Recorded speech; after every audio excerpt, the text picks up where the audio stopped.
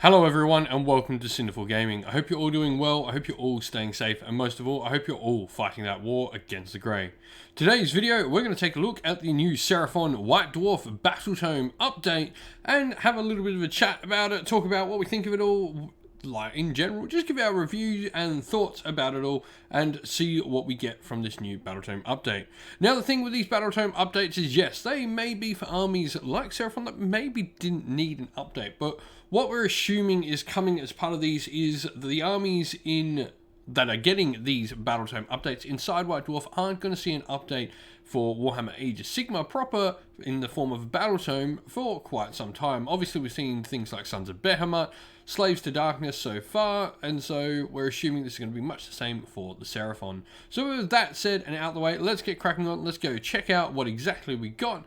We know we've got new allegiance abilities, some new traits, some new battle tactics and grand strategies and battalions as well. And so, first of all, let's check out the allegiance ability they changed. They mentioned this in the initial article when they were talking about this. Primeval Domain got an update. This is the rule that sort of affects the terrain on the battlefield for the coalesced Seraphon. Now, Primeval Domain now has changed completely, gotten rid of the old rule, because obviously that sort of mentioned a bunch of the terrain features we've now lost, things like commanding and all that sort of stuff that went away, that's changed, and it sort of cleaned it up as well. It's no longer, oh, you only benefit from all the good ones and you don't benefit from all the bad ones, etc. Now it is just, if a terrain feature is partially or wholly within the territory of a coalesced army, then it has both the mystical and deadly terrain features. The mystical rule only applies to coalesced units, and the deadly rule only applies to enemy units in that battle. This is really cool, because coalesced already are, I guess, the more defensive sort of version, where they halve all damage, and being able to get a 6-up ward against any damage that does go through now, just sort of base, when you're near terrain, is pretty solid. Like, this is a good rule. And then deadly terrain to your opponent, you've got lots of chances here to make your opponent have to take deadly tests and, potentially suffer mortal wounds. That's not going to be as frequent, but I feel like getting mystical in a bunch of terrain is going to be a really, really good benefit for the army. They can just sort of guarantee this bunch of terrain around there. Now, this does pose the question, I guess, of like, do we get mystical? And do we get deadly? I mean, obviously mystical doesn't work because you can only take one ward, but deadly very much might. Who knows? Generally, I found in tournaments where this has been the case when we ran realm rules and stuff like that, you just applied the one. That is the logical thought behind that, and what I would probably urge people to be playing with. And so next we have a couple of brand new mount traits. So you can pick one of the two mount traits listed below.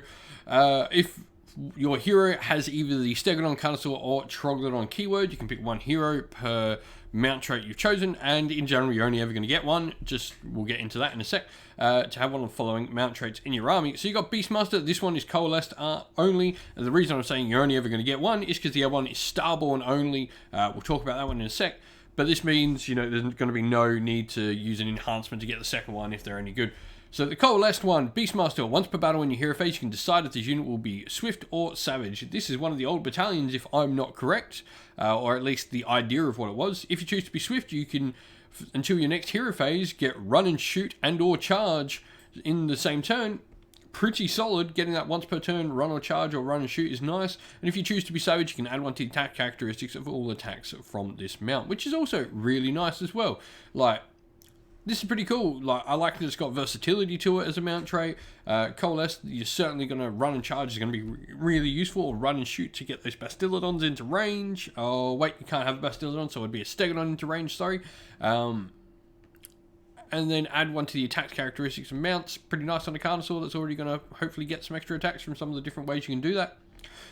But we've then got Celestial Destruction, which is Starborn only. You can choose to carry out this monstrous rampage instead of any other you can do. If you do so, you roll a dice for each enemy unit within 6 inches of this unit, and add one to the roll if they're a Chaos unit. On a 5+, they suffer D3 mortal wounds. So it's sort of like a stomp that works better against giant blobs of hordes. It's really good against Chaos hordes. And this would be good if, you're charging like a unit, and they've got another unit behind them, there's a character, or even charging into like a group of little small characters, say a Hallowed Heart Wizard Coven or something like that. Would be really cool to charge this in and do a bunch of mortal wounds and splash them around. I like this one a lot. I like both of them. They're both useful, I think. An additional monstrous rampage for free. I mean, you're getting it for free. There's nothing you're losing out for getting this. This is going to be cool. You can charge in, you can use a stomp, a roar. Generally, I find with monstrous rampages, you're only getting those 2, and maybe you're getting a titanic jewel off in one of the fights as well. But having an extra 4th option that's not destroying a terrain feature is nice. And next, let's take a look at the core battalion. So we get 1 additional core battalion for the Seraphon, and it's the Thunderquake battalion that we were told about. This is the only one we've gotten in this update. And so you have to either take a 1 Engine of the Gods or Skink Chief on Stegodon. You don't get an option. 2 Bastiladons or Stegodons, must take 2. And then 1 unit of Croxigors and either a unit of Razorons or Salamanders. It should be noted that in this sort of battalion that it's a Croxigor / Razordon or Salamander units. So Razordon and Salamander sort of take up the same slot. But it doesn't really change much on how it works.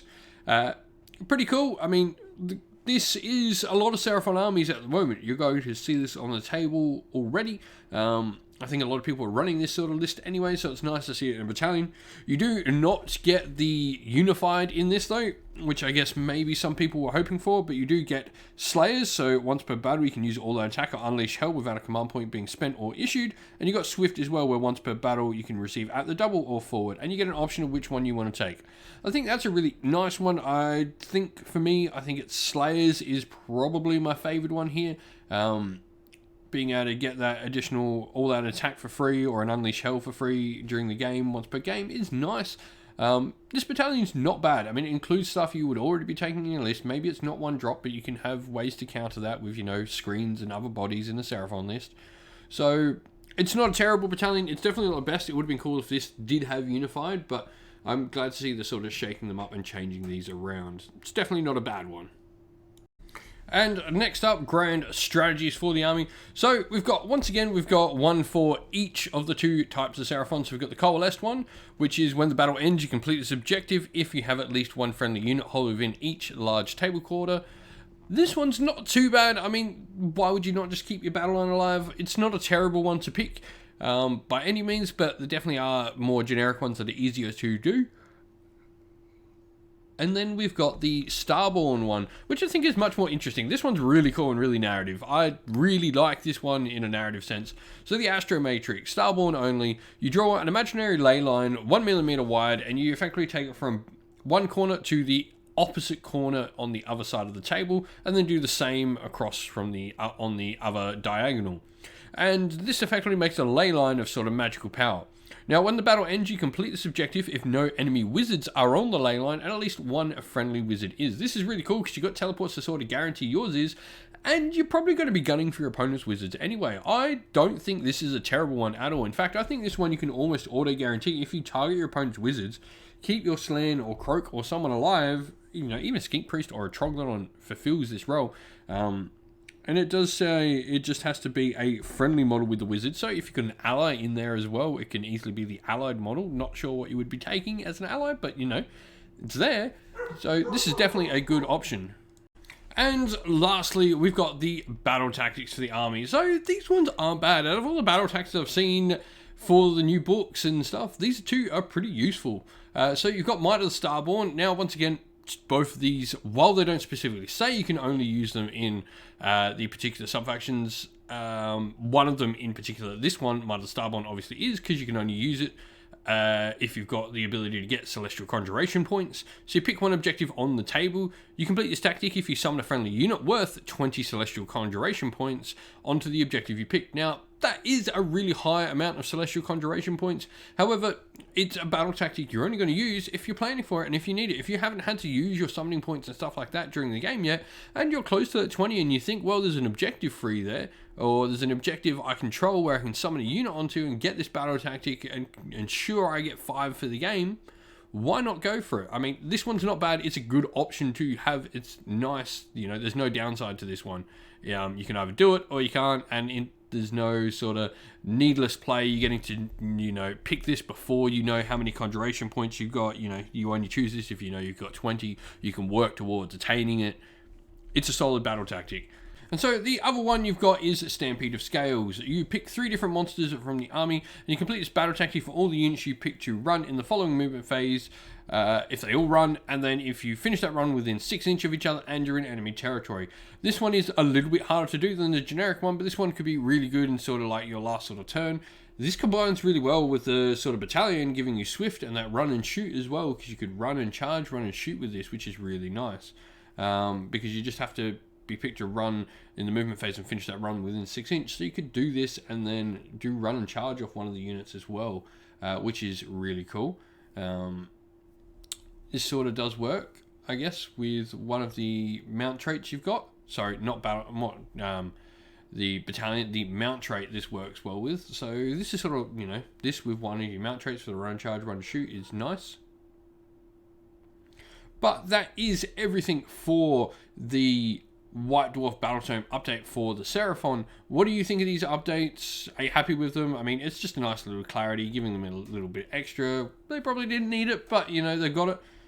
Are you happy as a Seraphon player? Are you happy anyway? Let us know in the comments below what you think of them. Well, that's the end of the video. We hope you enjoyed it. If you did, please don't forget to leave a like and subscribe to the channel if you haven't already. And if you'd like to, you can come over and chat more with us here at Sinful Gaming and our fine little community over on Discord. You'll find a link to that Discord in the description of the video. Lastly, we'd like to give a shout out to everyone who helps support the channel via Patreon and YouTube members. And if you'd like to help support the channel via Patreon or YouTube members, you can do so by one of the links in the video's description once again. But a special shout out to all our patrons: Christian Weir, James, Soren, Chaos Spawn, AJC, Kenny Lyle, Outer and Shop First, Andrew Bowen, Nathan Fee, The Rising Ape, Cure Dynamic, Agu, Anthony B, and Dynat226. And another special shout out to our YouTube members: Greenridge Gaming, Kenton Young, Steve T, The Real Zeop, Chris Wallace, Turo12, Vinny, Lock Lorick, Matt Mollin, Becca Kinski Groupie, and the Johnny84. And lastly, a definite special shout out first of all to Lady Witchfox Art, who does all the amazing artwork for the channel, and to Xmorphic, who does all the background work for our Discord server, keeping everything there running smoothly, because I am completely computer illiterate. Thank you very much. But that's it for the video. Hope you enjoyed it. Please don't forget to leave a like and subscribe again. Stay safe, stay well, and most of all, keep fighting that war against the Grey. Ciao for now.